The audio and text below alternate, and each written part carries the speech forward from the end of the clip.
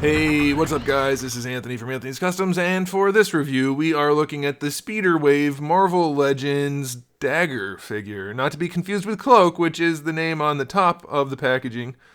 It's above Dagger. I guess you're supposed to know who you're buying. Like if you were a kid and you told your mom, I want the Dagger figure, you might have trouble. You might have trouble with that. So good luck, kids out there.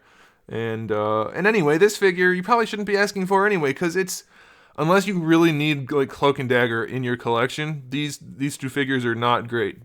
Cloak's much cooler than Dagger, but Dagger's really not good. So let's go ahead and get it off the stand and take a closer look. This figure stands just shy of 16 centimeters, which makes it just about a little bit shy of 6¼ inches. And most of the problem with this figure is not Hasbro's fault. It's laid in a solid white suit. There's not much you can do with it.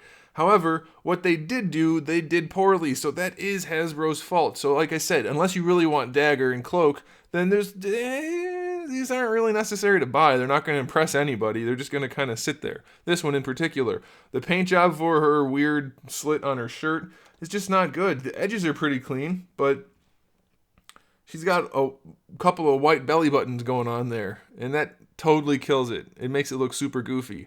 The head sculpt is okay, but it's oddly, most of their figures are expressionless, but this one kind of looks even worse. It looks like she's falling asleep. The paint works okay. The hair does have nice sculpt and shading to it, and that's it. Otherwise, it's just solid white reused parts. The paintwork on the hands is not good, so it's kind of a bummer. Her accessory is okay. They did it better than they did the Captain America one where he's throwing his shield. So if you wanted it to look like she had just thrown her daggers, you can do that, kind of. Yeah, it's alright. I don't know, I'm not 100% familiar with the character, but is it supposed to be that the swooshy thing and the little daggers, it's all one color? I imagine this should have been clear, right? I don't know. You guys can let me know about that. But it's okay. It's nice that we got it. Now, as far as the sculpt goes, it's generic as hell, so that's fine. Nothing really to talk about. And let's go ahead and talk about the articulation. The head has very stiff hair in the back. So leaning it back is kind of an issue. Leaning it forward is fine. Rotation's okay. It's flexible enough on the front that it can do that, so that's okay. There's no noticeable lollipop syndrome. It's technically still in there, but you can't see it, and the head sits fine, so they're getting better. They're definitely getting better at it. I don't know why it was an issue in the first place, but as you can see, there's no issue. For the shoulder, I mean, we've seen most of these parts before. This time they put the thick shoulder on a particularly small upper torso, so it's kind of a struggle to move that shoulder in up there, but it does work. You do have your full rotation. Bicep swivels down here, basically a little tiny bit better than 90 degrees for the single jointed elbow, and then you get your swivel and your hinge for your wrists, and the hands are questionably large. I don't know, it never really bothered me, but somebody commented on it the other day, so I figured I'd point it out. Technically speaking, the hands are maybe a little bit too big, but that's okay. For me anyway. If you don't like it, that's fair. Diaphragm joint is okay. It's not the best we've seen, but it's functional, so that's all right. You get your rotation and your leaning, and it's okay. For the hips, they don't go out to the side if you put them straight. If you lift them up, they really don't want to go out any farther anyway, so that's as far as you're going to get, which is probably enough, but I mean, we are talking about action figures, so we have to talk about limitations, and 45 degrees in the hips that's not that much of a range. I mean, I can probably do that.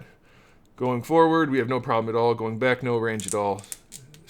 Swivel's fine, double jointed knee is fine, ankle hinge goes all the way back, not that far forward, but far enough, and then we get our ankle rocker. So yeah, it's just an incredibly basic, like this is almost like a test shot looking figure. I mean, it's not really fair to judge them on that. It is fair to judge them on the lousy paintwork though.